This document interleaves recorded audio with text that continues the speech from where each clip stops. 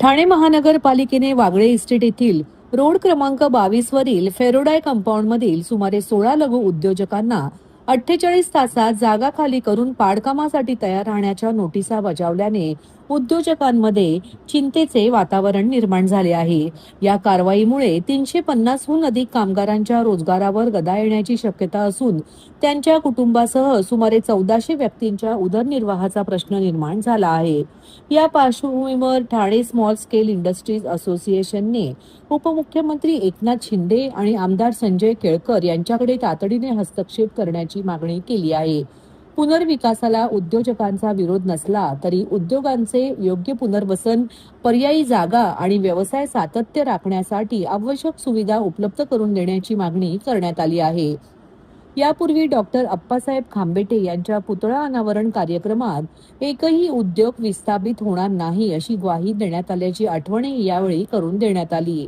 संबंधित 48 तासांची नोटीस तत्काळ स्थगित करून सर्व संबंधित पक्षांशी चर्चा करून न्याय तोडगा काढावा अशी मागणी टिसाने पत्रकार परिषदेत केली.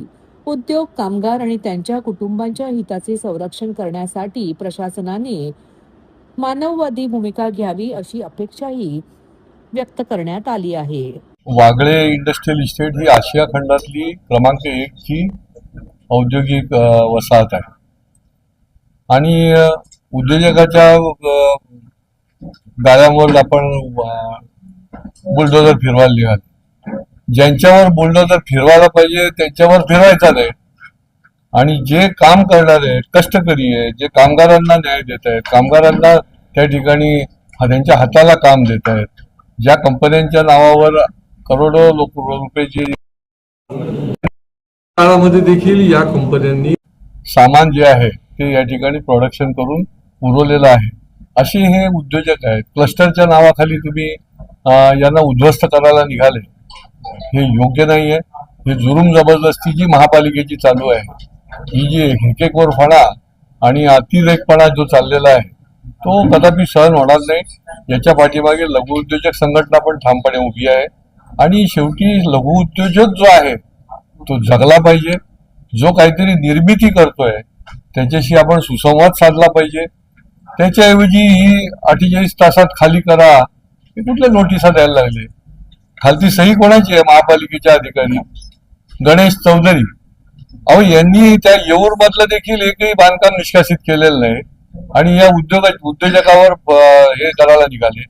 म्हणजे हा जो दुटप्पीपणा चाललेला आहे तो अजिबात योग्य नाहीये. जर का आपण हे नोटीस मागे घेऊन त्यांच्याबरोबर सुसंवाद साधला नाही, त्यांना योग्य त्या ठिकाणी त्याच ठिकाणी उर्वरित 50% आहे ती तुम्ही क्लस्टरला द्या.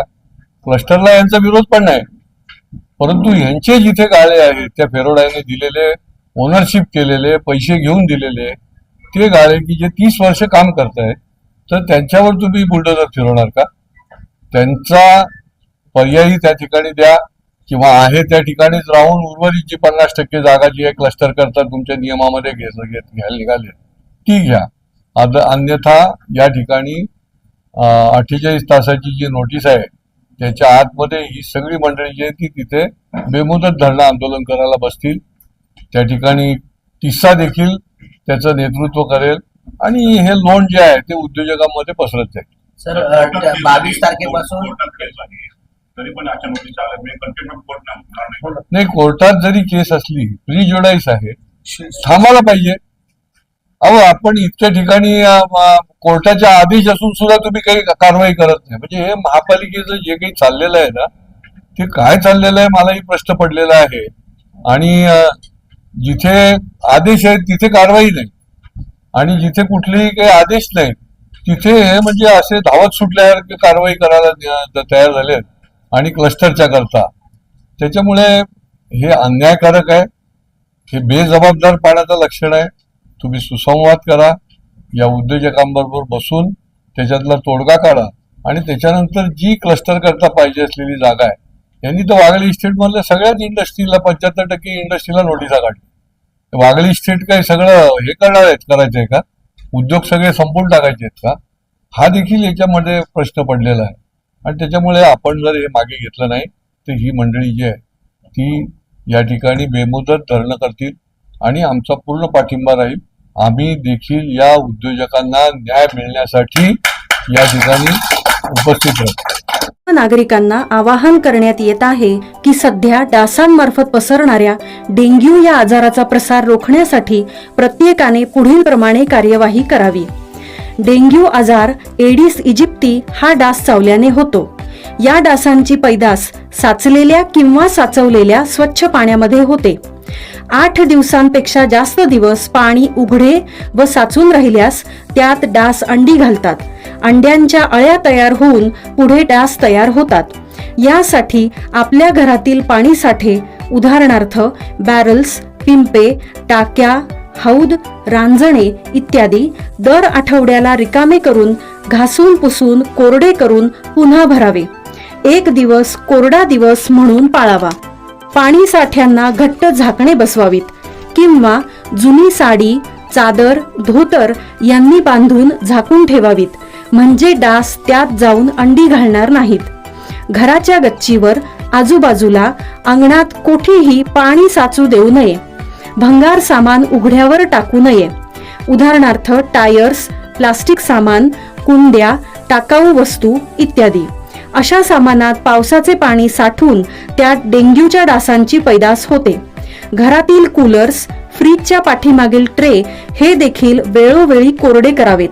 लक्षात ठेवा, नुसत्या फवारणीने डास घनता कमी होत नाही, तर त्यासाठी डास पैदास ठिकाणे नष्ट करणे ही आपल्या सर्वांची जबाबदारी आहे. कोणताही ताप अंगावर न काढता जवळच्या शासकीय रुग्णालयात मोफत औषधोपचार घ्या. अशा प्रकारे नागरिकांनी सहकार्य केल्यास डेंग्यूचा प्रसार रोखणे सहज शक्य आहे. ठाणे महानगरपालिकेची पहिली सीबीएसई बोर्डाची शाळा येत्या 8 जून रोजी खारेगाव येथे सुरू होणार आहे. क्रिस्टल हाऊस इंडिया यांच्या सहकार्याने ठाणे महानगरपालिका क्रिस्टल हाऊस ही सीबीएसई बोर्डाची शाळा चालविण्यात येणार असून या शाळेच्या माध्यमातून विद्यार्थ्यांना दर्जेदार शिक्षण, आधुनिक सुविधा तसेच सर्वांगीण विकासाच्या संधी उपलब्ध होणार असून या शाळेच्या कामकाजाचा आढावा आज महापालिका आयुक्त सौरभ राव यांनी घेतला. आज झालेल्या बैठकीस अतिरिक्त आयुक्त 2 प्रशांत रोडे, उपायुक्त शिक्षण डॉक्टर मिताली संचेती, उपनगर अभियंता विकास ढोले, विनोद पवार, शुभांगी केसवाणी तसेच क्रिस्टलचे पदाधिकारी उपस्थित होते. खारेगाव येथे सफायर रुग्णालयाजवळ ठाणे महानगरपालिका क्रिस्टल हाऊस शाळा असून ठाणे महानगरपालिकेकडून शाळेसाठी आवश्यक असलेल्या पायाभूत सुविधा उपलब्ध करून देण्यात येत आहेत. यामध्ये ग्रंथालय, विज्ञान प्रयोगशाळा, संगणक कक्ष, भाषा प्रयोगशाळा, क्रीडा व कला विभागासाठी स्वतंत्र जागा, स्वच्छ पिण्याचे पाणी, स्वच्छतागृह तसेच इमारतीची दुरुस्ती, रंगरंगोटी, लिफ्ट, सीसीटीव्ही यंत्रणा आणि अग्निशमन यंत्रणा बसवण्यात येत असून ही सर्व कामे 8 जून पूर्वी पूर्ण करण्याच्या सूचना आयुक्तांनी आज झालेल्या बैठकीत संबंधित विभागांना दिल्या. सध्या शाळेच्या इमारतीत रंगरंगोटी, खिडक्यांना ग्रिल बसवणे, खेळाचे मैदान तयार करणे, अग्निशमन यंत्रणेची दुरुस्ती तसेच लिफ्ट दुरुस्तीची कामे अंतिम टप्प्यात असून शाळा सुरू करण्याची तयारी पूर्णत्वाकडे आली असल्याचे बैठकीत नमूद करण्यात आले आहे. क्रिस्टल हाऊस व्यवस्थापनाच्या जबाबदाऱ्यांमध्ये प्रशिक्षित शिक्षक व शिक्षकेतर कर्मचाऱ्यांची नियुक्ती, विद्यार्थ्यांना पूर्व प्राथमिक ते 12वी पर्यंत मोफत शिक्षण, गणवेश, पुस्तके व शैक्षणिक साहित्याचा पुरवठा, विद्यार्थ्यांसाठी भोजन व्यवस्था तसेच शाळेपर्यंत वाहतूक सुविधा यांचा समावेश आहे. याशिवाय विद्यार्थ्यांना उच्च शिक्षण, करिअर मार्गदर्शन आणि रोजगारोन्मुख प्रशिक्षण देण्यावरही भर देण्यात येणार आहे. सद्यस्थितीत नर्सरी ते 2री पर्यंतचे वर्ग सुरू करण्यात येणार आहेत. या उपक्रमामुळे ठाण्यातील विद्यार्थ्यांना राष्ट्रीय स्तरावरील सीबीएसई अभ्यासक्रमाचे शिक्षण उपलब्ध होणार असून आर्थिक दृष्ट्या दुर्बल घटकातील विद्यार्थ्यांसाठीही गुणवत्तापूर्ण शिक्षणाची नवी संधी निर्माण होणार असल्याचे आयुक्तांनी नमूद केले.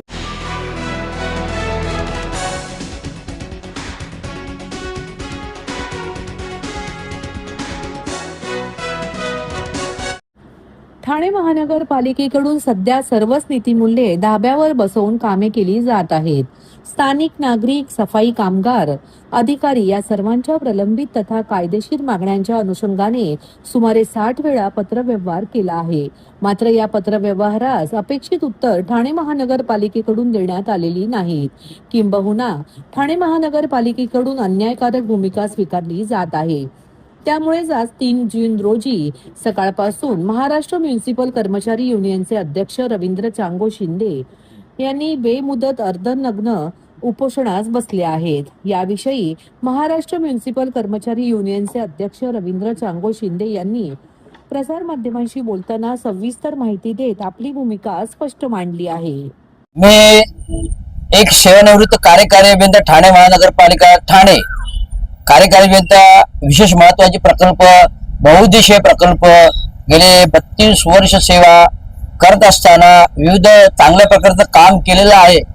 परंतु कुठेतरी मागील 5 ते 10 वर्षामध्ये ठाणे महानगरपालिकेमध्ये बोकाळलेला भ्रष्टाचार हा प्रामाणिक अधिकाऱ्यांना त्रासदायक ठरतोय. कारण ते प्रामाणिक अधिकाऱ्यांना कामच करू देत नाही. कारण जे अधिकारी भ्रष्टाचारी काम करतात ते सरस काम करतात. परंतु माझे जर का अधिकारी प्रामाणिक काम करत असताना विविध बहुउद्देशीय प्रकल्प केले आणि असे देखील असताना देखील राज्याचे त्या काळचे पालकमंत्र्यांनी मला विनाकारण सस्पेंड केलं. तदनंतर राबवडीचा जो काय नियमबाह्य नाला आयुक्ताचे परिपत्रक आहे, 3 परिपत्रक आहेत की कुठल्याही प्रकारचं नाला पावसाळी नाले गटारे बंद करता येत नाही. आदेश आहे महानगरपालिकेला, तो आदेश लागू आहे. परंतु हे राजकीय प्रेशरने मुख्यमंत्री ठाणेचे यांच्या प्रेशरने अशा प्रकारे गोल्डन गॅग टक्केवारीचे काम करतं. आणि काय केलं, हे चुकीचं काम होण्यासाठी चांगल्या माणसाला सस्पेंड केला जातो का, कामामध्ये अडचण नको. परंतु मी काय केलं, अरे जर मला त्या कामासाठी सस्पेंड केलं मला त्या कामाची चौकशी पाहिजे ना. 5 वर्ष मागतो मी, बरोबर ना. जर त्या कामाला काही संबंध नाही मला, मी प्रामाणिक काम करतो, माझ्याकडे तक्रारी आल्या, मी पाहिल्या, इन्स्पेक्शन केलं, जे काही मीडियाने माझ्याकडे उत्तर मागितली त्याचा खुलासा केला आणि म्हणून त्यात काय मोठं तो लोकप्रतिनिधी कोण न जिम्मला मला दम देतो, मी बघून घेईन. हे बघून ठाणे महानगरपालिका काय ठाणेच आमचं आहे. माझ्या बापाने बसवली महानगरपालिका, किती कोणाला बघितलं काय फरक नाही. परंतु कुरघोडी केली, महासभेमध्ये बदनामी केली आणि बदनामी करून मला शेवटी गोल्डन गॅंगने जोर जबरदस्ती निलंबित करायलाच लावलं. प्रशासन करत नव्हतं. परंतु जर मला निलंबित केलं त्या कामासाठी तर मी त्या कामाची चौकशी मागणार ना. कोणी खोटा प्रस्ताव बनवला त्या अधिकारीची चौकशी पाहिजे. त्या कामाला निधी आहे पण तो खाडी, आता सांगू नाले प्रकल्पाचा नियम आहे, खाडी मुखाशी नाले बंद करता येत नाही.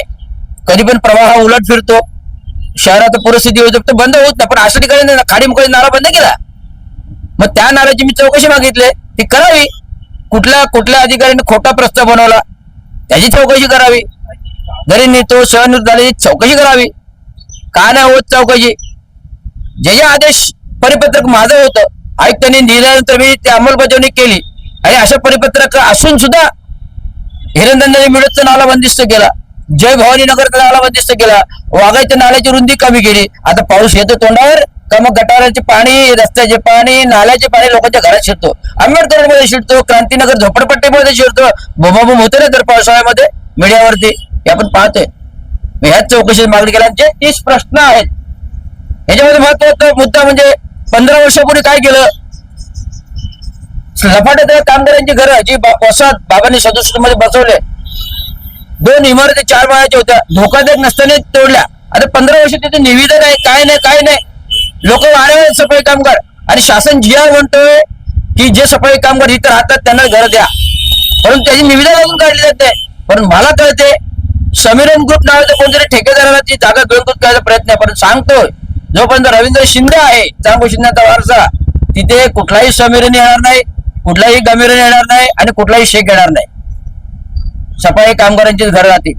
आणि महत्वाचा मुद्दा म्हणजे प्रभारी कार्यभार. आपल्याकडे प्रभारी कार्यभार पद्धत सिस्टम ही बंद केली होती 2019 मध्ये. नानाभाऊ पटोले लेलेकी मायंकटला विधानसभेमध्ये नानाभाऊ पटोले आदेश दिले, आपण सर्व 19 जणांचे प्रभारी चार्ज रद्द केले. तरी प्रभारी चार्ज 2-3 अधिकाऱ्यांना दिलेले आहेत.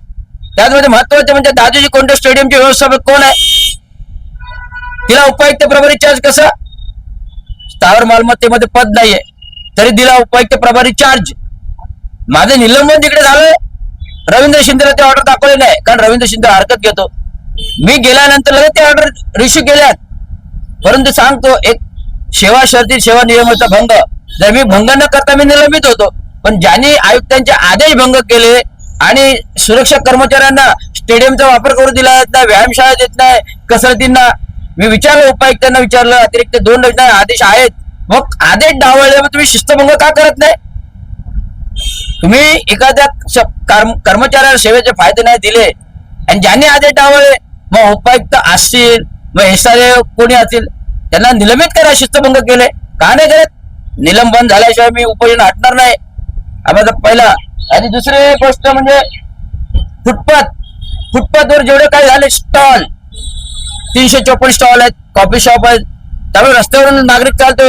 माझ्यासमोर 2 ऍक्सिडेंट झाले ट्रक खाली, चालायला फुटपाथ जाण नसल्यामुळे. त्यामुळे चर्मकार फुटपाथ, दिव्यांग स्टॉल फुटपाथ, सगळे फुटपाथ स्टॉल चालायला नाही. आज संध्याकाळी या तुम्ही, हे महानगरपालिका ही आहे आणि ह्या चौक आहे, इथे ज्वलंत पदार्थाचे स्टॉल बसतात. कोण आहे बघायला? कोण नाही बघायला. ठाणे महानगरपालिका म्हणजे 12 सहाय्यक आयुक्त आहेत, प्रति नियुक्तीवर एकही काम करत नाही. आता निवडणुकीमध्ये मी जेव्हा प्रचार करत होतो, आमचे बाबासाहेब आंबेडकरचं स्मारक आहे, कुठे आहे? आशिराटीला. त्या स्मारकाला चिटकवून एक धूम्रपानवाले टपरी टाकल्या, तिथे थुंकतात. हा अपमान आहे बाबासाहेबांचा. आणि करणारे एकनाथ भोईर, साथ देणारे, त्याला मी फोन केला थेट, मला तुम्ही ती टपरी बाबासाहेबांची काढून द्या, नाही तर उद्या आम्ही धर्मवीरांसमोर टपरी लावणार. जर बाबासाहेबांच्या समोरची टपरी नाही काढली धूम्रपानाची, तर आम्ही पण काय करायला अधिकार आहेत ना. त्यामुळे मी सांगतोय, सेवा शर्ती नियमावलीनुसार प्रथमतः म्हणजे हे संपूर्ण जे प्रश्न त्याचे, या प्रश्नांचं उत्तर मिळावीत की हे पत्र कुठे गेलं तेवढं पहा, तर मी माझं आंदोलन संपेल. मग बाकीचे प्रशासनिक विभागानं घेतो काय करायची कारवाई ती. एवढंच सांगणं आहे. धन्यवाद. जय विजय महाराष्ट्र.